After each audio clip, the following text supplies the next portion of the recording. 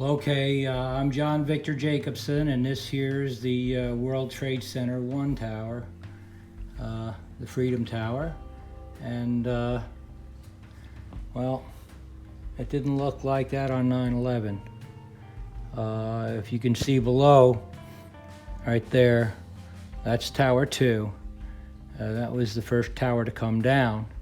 Where was I on 9/11? Well, I came in through Tower 2 right there, came out and walked across Zuccotti Park over to 120 Broadway right here. And when Tower 1 was hit, I was right there on this corner of the building. And at some point during the morning, I realized that there was total silence. No screw guns, no drills, no jackhammers, no nothing. And as I looked out the window, I saw papers flying from a lot higher up in the sky. I was on the 21st floor working with Jacobson and Company, my drywall and ceiling construction company, and I was right there. So after seeing those papers, I put two and two together. Hearing the silence, I walked over to this corner of the building right here, where we had a bird's eye view of Tower 2 and Tower 1 burning. There was a half a dozen or more tradesmen also watching with me as Tower 1 burned. I took my BlackBerry and I called my mom, and she told me what had happened, that a plane had hit the building. And it was just clear skies. I just couldn't understand how that could have happened. But one of the guys was counting 15, 16, 17. What are you counting? And he goes, people jumping. Well, let's take a look at those pictures.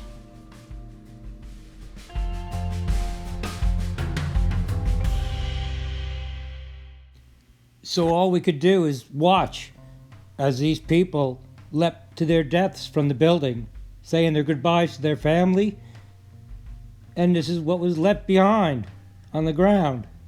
It was horrible.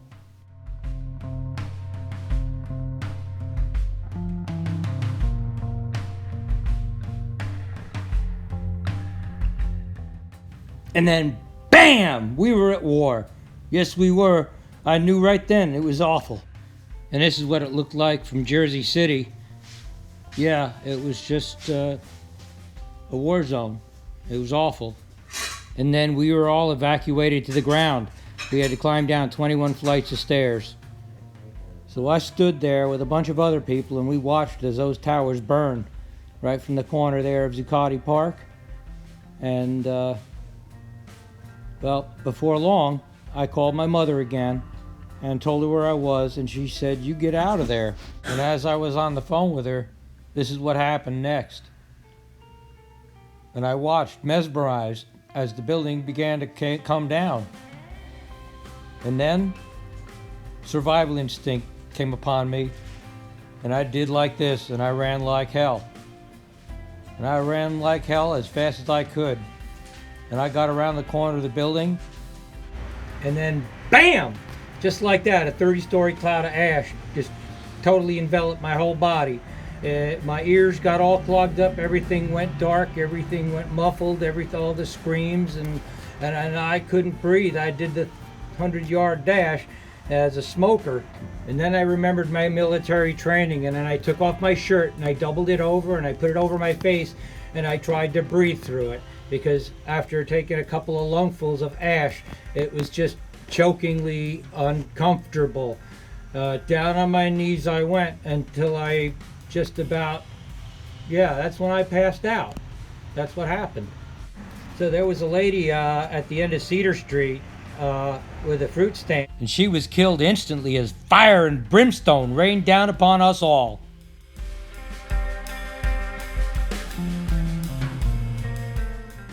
And these first responders here, they paid the ultimate price. I don't think one of these men is alive today. They took such a hit. with what they breathed in, what was in the air, all the toxins from drywall and concrete and fiberglass and death. So I worked with Jacobson and Company for the next 3 weeks doing double shifts trying to relocate people from the Ground Zero disaster. Dean Witter Reynolds and other companies, investment houses. And then, and that's what it looked like from a satellite photo.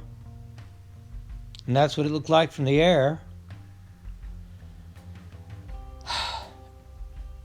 And that's what it looked like from across the Hudson. And this is what it looked like 3 weeks later when I went back to 120 Broadway. That's what it looked like from the 35th floor. That's what it looked like at the crack of dawn on the 35th floor. And that's what it looked like on the ground. They were digging, looking for bodies. And this is where I stood when Tower 2 came down upon me. For the next few years after that, I worked with Jacobson and Company to help rebuild Ground Zero. And these are pictures that I took from Ground Zero. And this here was the spiral staircase down to the vault.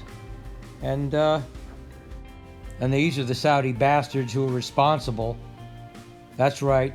Most of these people were Saudi bastards. God damn them all to hell. And we all paid the price. That's right. You bet we did. And this bastard, well, the hell with him.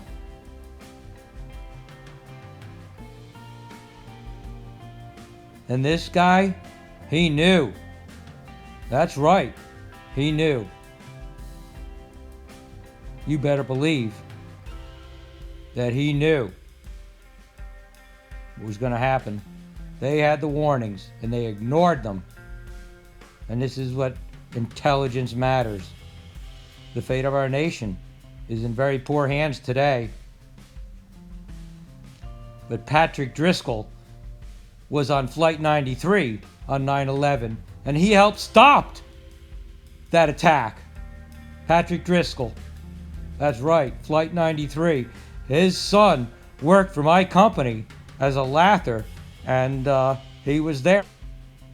Well, when I came to on the ground right there at the base of 120 Broadway, I was shielded from any heavy debris, but I was still coated in ash.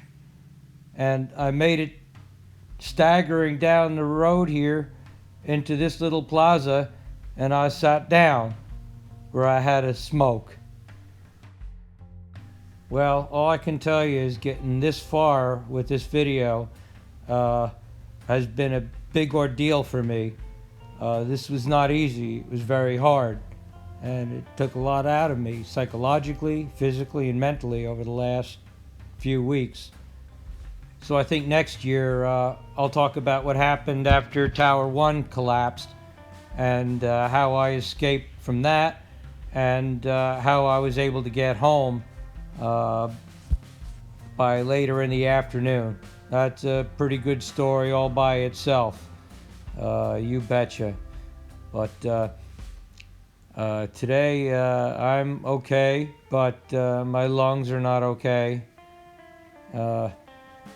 I sucked in a lot of ash, and behind my left ear there are the remnants of a tumor that had to be removed from my head, and my sinuses are all messed up, and the left side of my face has no feeling. But I'm a survivor. I'm alive, and I'm still here. And God bless America.